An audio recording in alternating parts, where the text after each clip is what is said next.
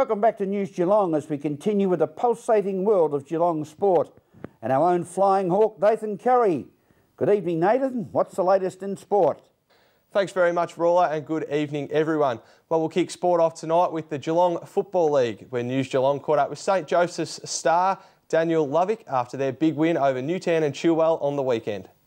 Good day to be out playing footy, no wind, and it was good to come away with the 4 points, so it was good.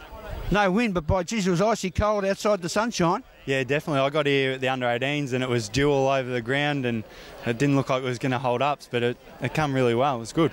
I think one of the most sustainable performances we've seen from St Joseph's this year, you agree? Yeah, I think so. Our first quarter, we lacked a little bit. We got jumped a little bit out of the centre. We weren't winning the contested footy, so we come in at quarter time and that's what we really wanted to work at. We wanted to work at getting that contested footy and getting it out to our runners, which I think we did in the second quarter and then into the second half, which was good. Half time led by 3 goals and probably the inaccuracy of Newtown and Chilwell cost them that lead. Yeah, I think so. Their first quarter they didn't really capitalise on all the shots. They had a few shots inside 25, 30 metres, and I mean, being in a top 5 comp, you can't really let those goals get away from you. So we really tried to capitalise and move the ball forward, and we started to kick some good goals forward. We kicked a couple of nice ones from the boundary line, which was good. Daniel, what's it like to be leading the back 6 at St Joseph's? Because there's no question, I know you're humble, but I say quite publicly, you are the leading backman in the GFL. Yeah, well, I think my job's made easier by having the likes of my brother down there. We've got Ben Capra, who's developed so much this year. He's the guy that's taken on all the big forwards, and it's made my job a lot easier. I'm the guy that's just been able to really set up everyone, and it makes my job a lot easier. And we've got a lot of youth coming through there, and that's what we've tried to work on. We've tried to bring those guys in and instill what I think we've always had a pretty strong group in the back 6, but we really wanted to keep it moving forward and keep those young guys in there.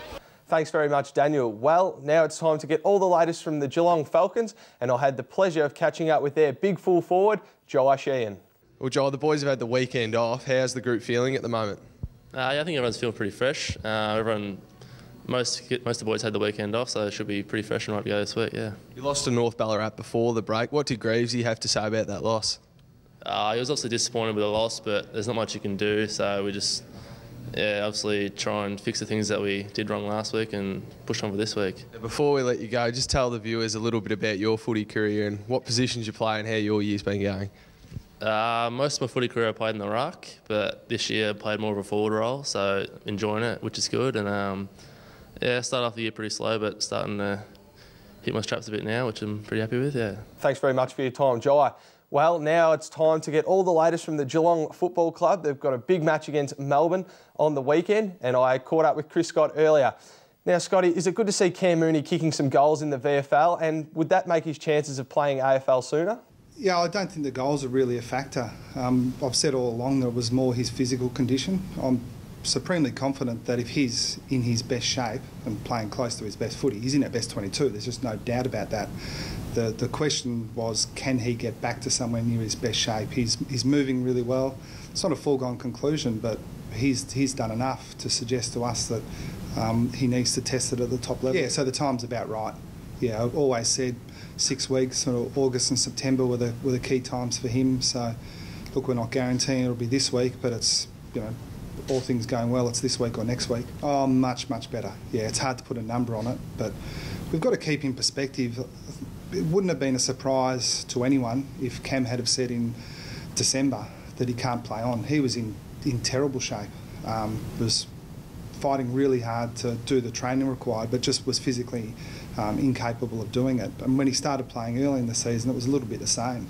But everyone at the club has nothing but admiration for the way he's approached this, because it's been incredibly difficult for him. He's been a fantastic player over a long period of time, and he's fought tooth and nail to get back. And fortunately for us, it seems like he's got himself in the position where he can test himself again at the highest level, which is a credit to him. Is Brenton Sanderson ready to put his hand up for the Adelaide job? Oh, absolutely he is. He's an exceptional coach, and I'd be extremely surprised if they didn't talk to him. We understand the way the system works, and he's got our complete support. He'd be a fantastic senior coach, but I have no doubt he could coach at senior level now. I'd heard a lot about him, but he's exceeded my expectations as an assistant coach. Thanks very much for your time, Chris, and good luck to you and your boys on the weekend. We'll catch up with you again next week. Well, that's it for me. I'll be back next Wednesday night, but until then, as always, it's back to you, Rollo. Thank you, Nathan. Have a good weekend watching the Ballawine Football League match of the day between top place Queenscliff and second place Geelong Amateur down at Queen's Park tomorrow. Now to the Geelong and Surf Coast weather for the next 6 days. It's a very good evening to our scintillating Sophie Miller, comfortable and warm in our News Geelong studios. Good evening, Sophie. How's the winter weather continuing? Thank you, Graham, and good evening to our News Geelong viewers on another cold winter evening as we take a look at our predicted weather conditions over the next 6 days. Starting off the 5th Saturday in July, we will see cloud with patchy rain until late afternoon winds easing and a top of 15. Again for the 5th Sunday, it will be partly cloudy with an expected top of 18.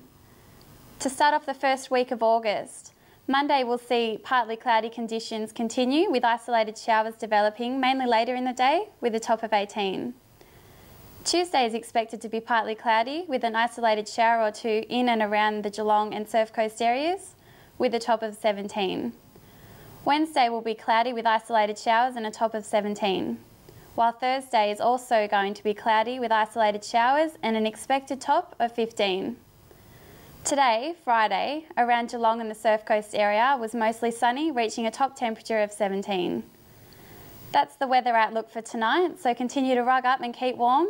Until Wednesday evening, enjoy your evening, have a pleasant weekend, and it's back to you, Graham. Thank you, Sophie. And thank you for being with us on News Geelong this Friday evening. To our birthday boy, yes, he is 51 years of age, an age that many thought he would not make. And I speak of Brian Coughlin. Remember, Cogsy, take your time and smell the flowers. For all the team at News Geelong, have a pleasant evening, a safe weekend, and a very good night.